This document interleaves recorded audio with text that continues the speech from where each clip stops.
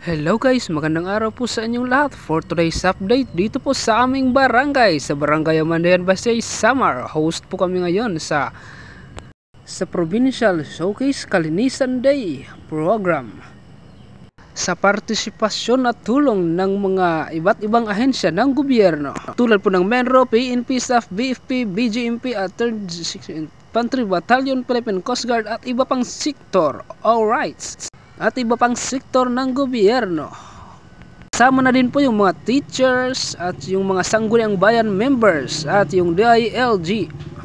Alright. So yun guys, pagkatapos ng programa ay nagsilabasan na kami at tatlong grupo siguro yan. Meron pong sa highway road, sa coastal area at sa ibang parte ng Amandayan.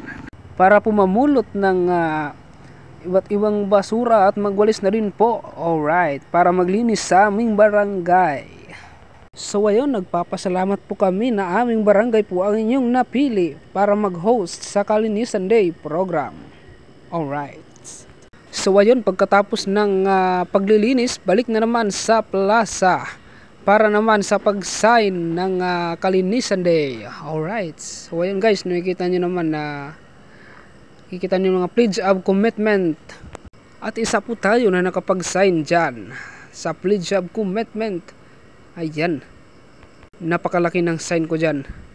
So ayun guys, hanggang dito na lang muna tayo. Maraming salamat and God bless and bye bye. At shout out sa lahat ng mga followers ko dyan, ka-vloggers.